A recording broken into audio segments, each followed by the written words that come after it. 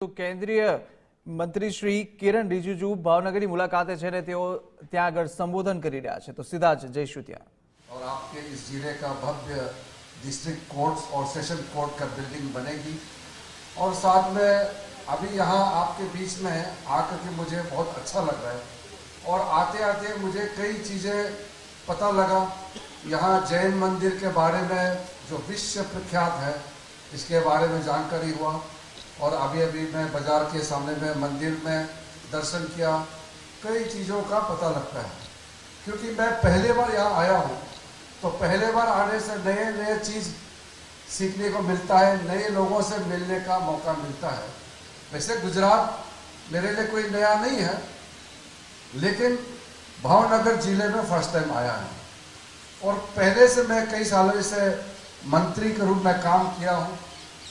इससे कानून मंत्री बनने से पहले मैं यूथ अफेयर्स, स्पोर्ट्स और मैं आयुष मंत्री भी था, माइनॉरिटी अफेयर्स मंत्रालय को भी देखता था और ख़ास करके मैं स्पोर्ट्स मिनिस्टर जब था, यूथ अफेयर्स, युवा कार्यक्रम और खेल मंत्री था, तो गुजरात में कई चीज़ मुझे काम करने का भी मौका मिला और लोगों से भी मिलने का मौका मिला। और इस वक्त राष्ट्रीय खेल अहमदाबाद में और पूरे गुजरात में चल रहा है। ये 8 साल बाद में पहली बार राष्ट्रीय खेल का आयोजन गुजरात सरकार ने होस्ट किया है और आदरणीय प्रधानमंत्री मोदी जी के डायरेक्शन में, उनके गाइडेंस में खेल बहुत अच्छा से चल रहा है। और मुझे ये जान करके भी बहुत खुशी हुई कि आज तक जितना राष्ट्रीय खेल हुआ है भारत के इतिहास में, सबसे बेस्ट नेशनल स्पोर्ट्स जो नेशनल गेम्स है इस वक्त गुजरात में कर रहे हैं। इतना अच्छा गुजरात का सरकार काम कर रहे हैं, मुझे भी अच्छा लगता है। और क्योंकि मैं पूर्व में खेल मंत्री रहा है, तो खेल के क्षेत्र में इस तरह का काम गुजरात में देख करके मुझे बहुत अच्छा लगा। और पहले पिछले सरकार में मैं गृह राज्य मंत्री था, तो उस समय भी गुजरात के कई जगह में मैं गई और ख़ास करके बॉर्डर एरिया और कोस्टल सिक्योरिटी को संभालने के लिए मैं समीक्षा करने के लिए आते थे, लेकिन किसी न किसी कारण से भावनगर में मुझे आने का मौका ही नहीं मिला। तो इस बार मौका मिला तो मुझे एक तरफ से तो पहली बार आने से तो थोड़ा सा अच्छा तो लगता ही है, लेकिन नई नई चीज़ तो सीख भी रहा है और ख़ास करके पार्टी के कार्यकर्ताओं से जब मिलता है तो और भी मुझे बहुत अच्छा लगता है। गुजरात में बहुत चीज़ बोलने का होता है, लेकिन मैं बहुत ज़्यादा लंबा नहीं कहूँगा। आपसे मिला है, दिल खोल के मिला है, ये बहुत बड़ी बात है। 1-2 बातें मैं करूँगा, बहुत लंबा भाषण नहीं दूंगा। मैं यहाँ आया हूँ कार्यकर्ताओं से मिलने के लिए, तो कार्यकर्ताओं से जब मिलता है तो दिल से दिल मिलता है। हम जो कुछ भी कहे, जो कुछ दिखता है वो ठीक है, मगर दिल से जुड़ना बहुत ज़रूरी होता है। मैं भी कई सालों से बीजेपी का काम कर रहा हूँ। मैं अखिल भारतीय विद्यार्थी परिषद में भी काम किया और दिल्ली विश्वविद्यालय में भी मैं अखिल भारतीय विद्यार्थी परिषद से काफ़ी जुड़े रहे और बाद में भारतीय जनता पार्टी में शामिल होकर के चुनाव लड़ा। तब से मैं पार्टी का एक मुख्य कार्यकर्ता के रूप में काम कर रहा हूँ। इतने साल हो गए हैं बीजेपी में काम करते करते, अभी भी मैं गुजरात से बहुत कुछ सीखता हूँ। इतना लगातार गुजरात में सरकार बना करके लोगों का सेवा करते रहना, ये गुजरात से ही सीख सकता है। तो गुजरात में मैं जब शुरू में आया तब मैंने जो देखा और आज इतने सालों के बाद मैं जो गुजरात को देखता हूँ, हर बार गुजरात को देखता हूँ, हर बार आता हूँ तो नई नई चीज़ सीखने का मौका मिलता है।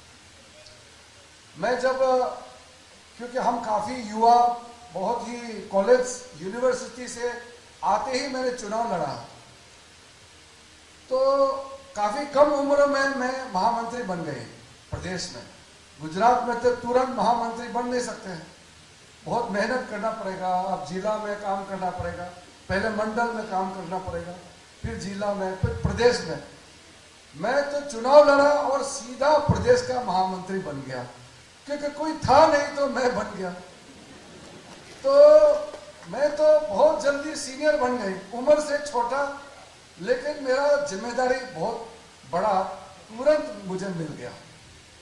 और छह चुनाव लड़ने के बाद मुझे रियलाइज हुआ कि इतना कम उम्र में इतना चुनाव लड़ा, तो अरुणाचल प्रदेश में जहां से मैं आता हूं, वहां शुरू में बीजेपी टिकट लेकर के चुनाव लड़ना, लोग सोचते थे ये बेवकूफी है।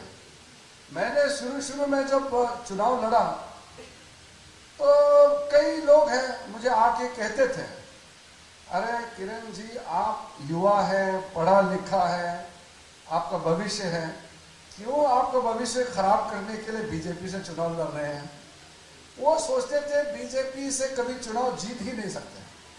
उस जमाने में बीजेपी से एमएलए एमपी का तो आप सपना में भी नहीं है। वो वार्ड मेंबर, पंचायत के सबसे छोटा इकाई का ग्राम सभा में भी सदस्य बनता नहीं था। जो बीजेपी से लड़ता था वो परिवार भी उसको वोट नहीं देते थे, कोई जानते नहीं थे, क्योंकि कार्यकर्ता नहीं थे। कार्यकर्ता होना बहुत अत्यंत आवश्यकता है। तो हम सोचा ठीक है, हम ही खुद काम करेंगे, हम ही खुद चुनाव लड़ेंगे। तो हम काम करते गए और आज हमारे प्रदेश में 3 लोकसभा है, तीनों बीजेपी के पास है। हमारे वहां 60 विधानसभा सीट है एमएलए, 60 में से अभी 49 बीजेपी के पास है, और भी सब बीजेपी ज्वाइन करना चाहते हैं।